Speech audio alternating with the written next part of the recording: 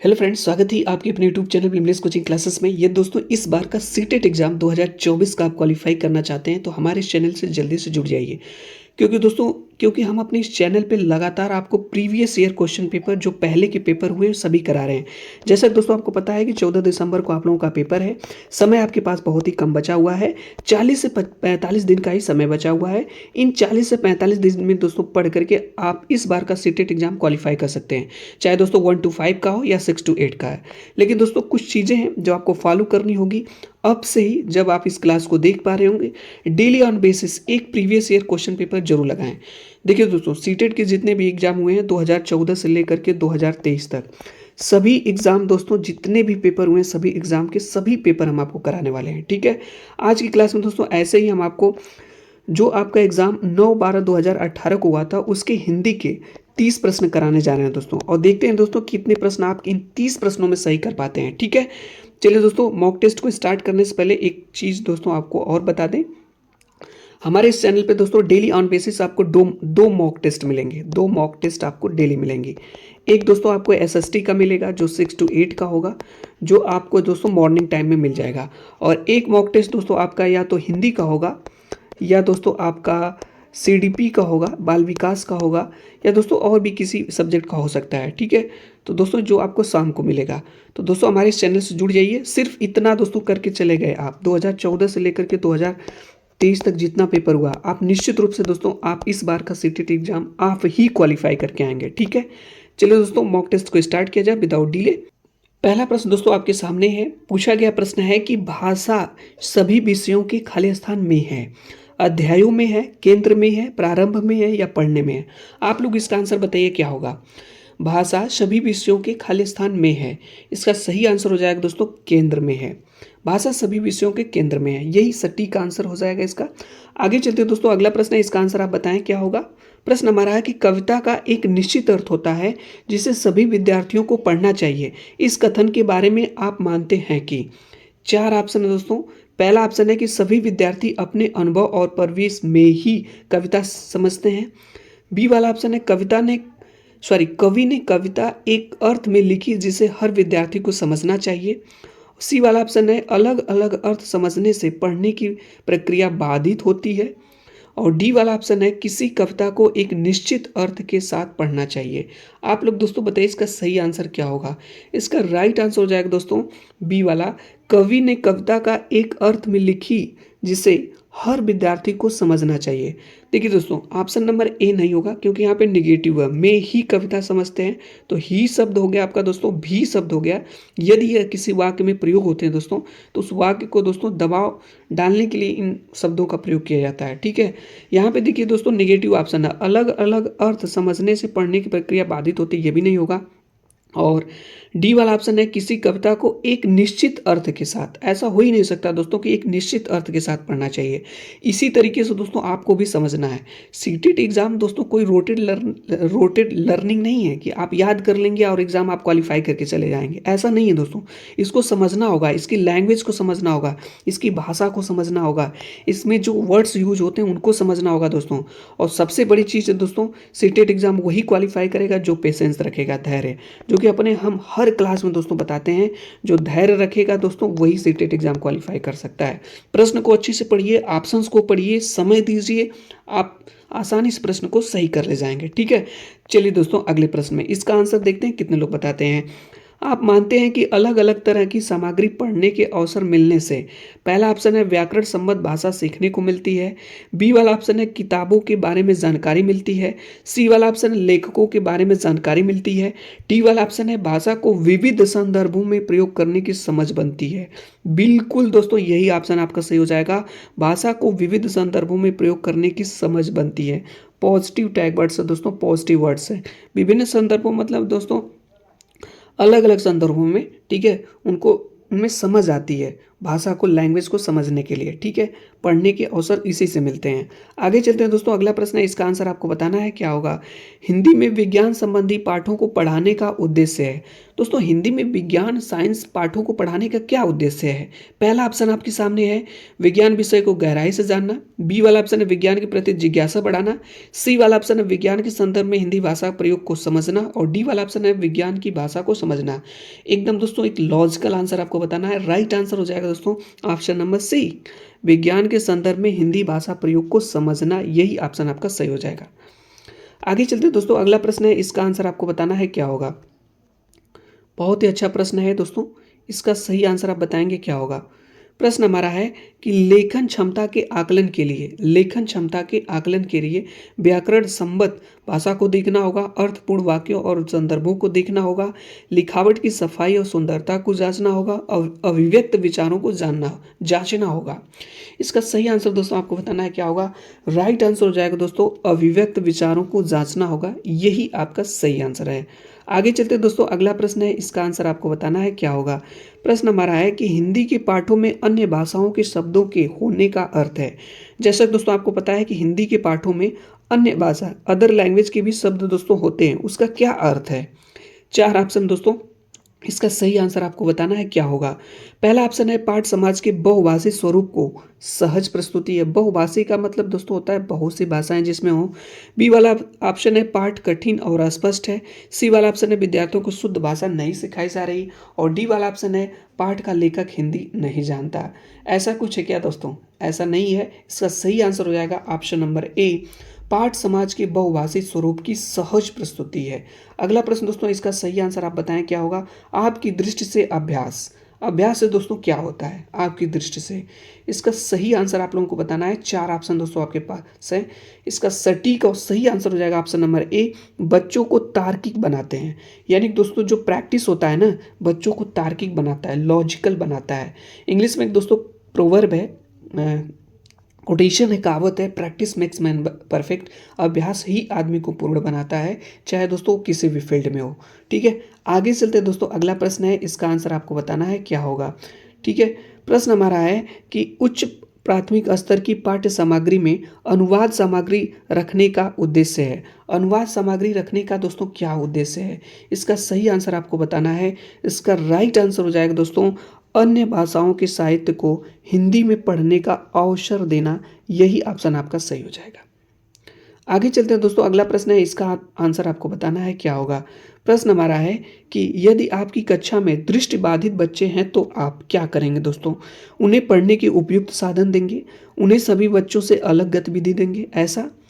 सी वाला ऑप्शन उन्हें कम गतिविधियां कराएंगे, और डी वाला ऑप्शन है उन्हें विशेष सहानुभूति से पढ़ाएंगे। तो दोस्तों आपको सही आंसर बताना है क्या होगा। तो उन्हें विशेष सहानुभूति दोस्तों नहीं देंगे, उन्हें कम गतिविधियां भी नहीं कराएंगे दोस्तों, उन्हें सभी बच्चों से अलग गतिविधि देंगे, ऐसा भी नहीं दोस्तों, उन्हें पढ़ने के उपयुक्त साधन देंगे, यही वाला ऑप्शन आपका सही हो जाएगा। देखिए दोस्तों सभी प्रश्न आपके लिए आसान हो सकते हैं यदि आप चाहेंगे तो दोस्तों, ठीक है। पढ़े प्रश्न को अच्छे से, ऑप्शंस को पढ़िए, समझने का प्रयास करिए, ठीक है। आगे चलते हैं दोस्तों, अगला प्रश्न है, पढ़ना सीखने के लिए आवश्यक है कि, पढ़ना सीखने के लिए आवश्यक है कि घर की भाषा सुनने बोलने को मिले, लक्ष्य भाषा की अर्थपूर्ण और रोचक सामग्री सुनने पढ़ने को मिले, चार्ट अधिक से अधिक कक्षा में लगाए जाए, केवल लक्ष्य भाषा सुनने का माहौल हो। सही आंसर दोस्तों आप लोग बताएं क्या होगा।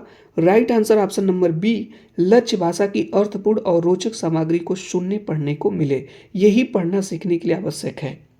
आगे चलते दोस्तों, अगला प्रश्न है, 10 प्रश्न हम लोग दोस्तों कर चुके हैं। अगला प्रश्न 11वां प्रश्न करते हैं 131 नंबर का। भाषा केवल व्यक्तिगत का माध्यम ही नहीं बल्कि स्वयं का माध्यम है। किसका माध्यम है दोस्तों, पढ़ने का, बातचीत करने का, सुनने का या लिखने का। इसका सही आंसर हो जाएगा दोस्तों बातचीत का भी माध्यम है। अगला प्रश्न दोस्तों है कि लड़के होकर रोते हो, यह कथन है। सही ऑप्शन दोस्तों आप बताइए। 4 ऑप्शन आपके सामने है, देखते हैं कौन सही आंसर इसका बताता है। राइट आंसर दोस्तों ऑप्शन नंबर बी, यानी कि भाषा को जेंडर की दृष्टि से पढ़ने को बाध्य करता है। भाषा को जेंडर की दृष्टि से पढ़ने को बाध्य करता है। एक चीज दोस्तों हम आपको बता दें, आपके सीटेट एग्जाम में 2 प्रश्न आपके फिक्स हैं, एक जेंडर बायस्ड से, जेंडर पक्षपात से, और एक विकार से, ठीक है। 2 प्रश्न आपके एग्जाम में निश्चित रूप से आए हैं। ठीक है, सीटेट की दोस्तों हिस्ट्री रही, इतिहास रहा है अब तक, ये 2 प्रश्न पूछता ही है। चलिए दोस्तों अगले प्रश्न पे चलते हैं, इसका आंसर आप बताएंगे क्या होगा। प्रश्न हमारा है कि कहानी के संदर्भ में कौन सा कथन उपयुक्त लगता है। कहानी के संदर्भ में 4 ऑप्शन दोस्तों, इसका सही आंसर बताएंगे क्या होगा। Right answer will be the दोस्तों ऑप्शन नंबर सी, यानी कहानी में कथानक का होना आवश्यक है। कथानक का होना दोस्तों बहुत ही आवश्यक है। आगे चलते हैं दोस्तों, इसका आंसर आप बताएंगे। एक भाषा के अध्यापक को बच्चों में, एक भाषा के अध्यापक को बच्चों में, 4 ऑप्शन है दोस्तों, इसका राइट आंसर आप बताएं क्या होगा। सही आंसर हो जाएगा दोस्तों, विविध संदर्भों में भाषा प्रयोगों की क्षमता विकसित करने पर बल देनी चाहिए। विविध संदर्भों में दोस्तों भाषा प्रयोग की क्षमता को विकसित करने पे बल देना चाहिए। आगे चलते हैं दोस्तों, अगला प्रश्न है, इसका आंसर आप बताएंगे क्या होगा। प्रश्न हमारा है कि कोई भाषा किसी भी लिपि में लिखी जा सकती है, इस कथन पर आपकी राय है कि यह बहुत हद तक संभव है, हर भाषा की अपनी लिपि होती है, भाषा और लिपि के बीच एक सीधा संबंध है, यह बिल्कुल संभव नहीं है। इसका राइट आंसर हो जाएगा दोस्तों ऑप्शन नंबर बी, हर भाषा की अपनी लिपि होती है। आगे चलते दोस्तों, अगला प्रश्न है, यहाँ पे देखिए दोस्तों, जो आपसे लैंग्वेज पूछी जाएगी दोस्तों, जो आपका भाषा से प्रश्न पूछा जाएगा हिंदी का, वो 30 पूछा जाएगा। उस 30 में दोस्तों 15 प्रश्न आपके शिक्षण से रहेंगे, पेडागॉजी से, बाकी 15 प्रश्न दोस्तों आपकी पैसेज पे आधारित रहेंगे। ठीक है, तो हम लोग 15 प्रश्न पेडागॉजी के कर चुके हैं, बाकी 15 प्रश्न दोस्तों हम जो है कि आपका पैसेज पे करने वाले हैं। तो यहाँ पे देखिए दोस्तों दिया गया है 136 से लेकर 143 तक दिए गए, इसको पैसेज को पढ़ना है और इस पे आधारित प्रश्नों को उत्तर देना है। तो चलिए दोस्तों इसको हम लोग पढ़ते हैं, इस पैसेज को। यहाँ पे देखिए दोस्तों, भारत 15 अगस्त 1947 को आज़ाद हुआ। इस आज़ादी के लिए पूरी देश की जनता ने एक लंबा मुश्किल संघर्ष चलाया था। इस संघर्ष में समाज के बहुत सारे तबकों ने हिस्सेदारी थी, तरह तरह की पृष्ठभूमि के लोगों ने इसमें भाग लिया। वे स्वतंत्रता, समानता तथा निर्णय प्रक्रिया में हिस्सेदारी के विचारों से प्रेरित थे। औपनिवेशिक शासन के तहत लोग ब्रिटिश सरकार से भयभीत रहते थे। वे सरकार के बहुत सारे फैसलों से असहमत थे, लेकिन अगर वे इन फैसलों की आलोचना करते तो उन्हें भारी खतरों का सामना करना पड़ता था। स्वतंत्रता आंदोलन ने यह स्थिति बदल डाली। राष्ट्रवादी खुलेआम ब्रिटिश सरकार की आलोचना करने लगे और अपनी मांगें पेश करने लगे। 1885 में ही भारतीय राष्ट्रीय कांग्रेस ने मांग की कि विधायिका में निर्वाचित सदस्य होने चाहिए और उन्हें बजट पर चर्चा करने एवं प्रश्न पूछने का अधिकार मिलना चाहिए। आगे चलते दोस्तों, मिलना चाहिए 1909 में बने गवर्नमेंट ऑफ इंडिया एक्ट ने कुछ हद तक निर्वाचित प्रतिनिधित्व की व्यवस्था को मंजूरी दे दी। हालांकि ब्रिटिश सरकार ने अंतर्गत बनाई गई ये शुरुआती विधायिकाएं राष्ट्रवादियों के बढ़ते जा रहे दबाव के कारण ही बनी थी, लेकिन इनमें सभी वयस्कों ने न तो वोट डालने का अधिकार दिया गया था और न ही आम लोग निर्णय प्रक्रिया में हिस्सा ले सकते थे। तो दोस्तों ये आपका पैसेज था और इस पे आधारित प्रश्न है, इसके आंसर आपको देने हैं। प्रश्न हमारा है कि लोग किन विचारों से प्रेरित होकर आज़ादी के संघर्ष में शामिल हुए। स्वतंत्रता, समानता, निर्णय प्रक्रिया में हिस्सेदारी, ये सभी। तो दोस्तों इसका सही आंसर हो जाएगा ये सभी। स्वतंत्रता में भी दोस्तों समानता, निर्णय प्रक्रिया में हिस्सेदारी, इन सभी विचारों से दोस्तों प्रेरित होकर के लोग शामिल हुए थे। अगला प्रश्न दोस्तों, आज़ादी के लिए संघर्ष किसने चलाया। देश की जनता ने, ब्रिटिश सरकार ने, सदस्यों ने, भारतीय राष्ट्रीय कांग्रेस ने। इसका सही आंसर हो जाएगा दोस्तों देश की जनता ने, जैसा कि दोस्तों ऊपर पैसेज में दिया गया। अगला प्रश्न है, निम्नलिखित में से लोकतांत्रिक व्यवस्था का मूल्य कौन सा है। समानता, स्वतंत्रता, विचारों की अभिव्यक्ति या ये सभी। तो दोस्तों इसका राइट आंसर हो जाएगा ये सभी। आगे चलते हैं दोस्तों, अगला प्रश्न है, इसका आंसर आप बताएंगे क्या होगा। बहुत ही अच्छा प्रश्न है। प्रश्न पूछा गया है कि आंदोलन का क्या असर पड़ा। 4 ऑप्शन है दोस्तों, इसका राइट आंसर हो जाएगा सरकार की खुलकर आलोचना होने लगी। अगला प्रश्न है दोस्तों कि कांग्रेस की क्या मांग थी। 4 ऑप्शन दोस्तों हैं, चारों में से सटीक और सही आंसर आप बताएं क्या होगा। विधायिका में चुने हुए सदस्यों, यही कांग्रेस की मांग थी। अगला प्रश्न है दोस्तों कि सबसे सटीक सार्थक वाक्य चुनिए। सबसे सटीक और सार्थक वाक्य आपको चुनना है दोस्तों, कौन सा होगा आप लोग बताइएगा। इसका राइट आंसर दोस्तों हो जाएगा आपका ऑप्शन नंबर डी, यानी कि संघर्ष मनुष्य को सफलता दिलाता है, यही सबसे सटीक और सार्थक वाक्य है। आगे चलते हैं दोस्तों, अगला प्रश्न है, इसका आंसर आप बताएंगे क्या होगा। प्रश्न हमारा है कि खुलेआम शब्द का सार्थक प्रयोग है। खुलेआम शब्द का सार्थक प्रयोग है कौन सा है। इसका सही आंसर हो जाएगा दोस्तों खुलेआम नगाड़े बज रहे थे, यही खुलेआम शब्द का सार्थक प्रयोग इसमें हुआ है। अगला प्रश्न है दोस्तों कि दबाव शब्द का प्रयोग कहाँ पर होगा।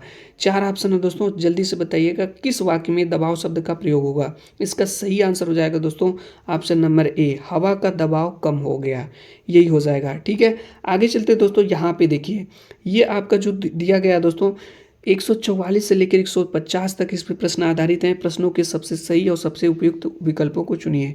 तो सबसे पहले दोस्तों इसको पढ़ते हैं हम लोग। मुख्य गायक की चट्टान जैसी भारी स्वर का साथ देती, वह आवाज़ सुंदर कमजोर कांपती हुई थी। वह मुख्य गायक का छोटा भाई है या उसका शिष्य? आगे देखते हैं दोस्तों, आगे भी हमारा ये कविता है। यह पैदल मुख्य गायक की गरज में वह अपनी गूंज मिलाता आया है प्राचीन काल से। गायक जब अंतरे की जटिल तानों के जंगल में खो चुका होता है या अपने ही सरगम को लांघ कर चला जाता है भटकता हुआ एक अनहद में, तब संगतकार ही अस्थाई को संभाले रहता है, जैसे समेटता हो मुख्य गायक का पीछे छूटा हुआ सामान, जैसे उसे याद दिलाता हो उसका बचपन। जब वह नौसिखिया था, तार सप्तक में जब बैठने लगता है उसका गला, प्रेरणा साथ छोड़ती हुई उत्साह अस्त होता हुआ, आवाज़ से राख जैसा कुछ गिराता हुआ, तभी मुख्य गायक को ढाढ़स बंधाता, कहीं से चला आता संगतकार का स्वर, कभी कभी यूं ही दे देता उसका साथ, यह बताने के लिए वह अकेला नहीं है और यह कि फिर से गाया जा सकता है। आगे देखते हैं दोस्तों, काफ़ी बड़ी कविता है। गाया जा चुका राग और उसकी आवाज़ में जो एक हिचक साफ सुनाई देती, या अपने स्वर को ऊंचा न उठाने की जो कोशिश है, उसे विफलता नहीं उसकी मनुष्यता समझा जाना चाहिए।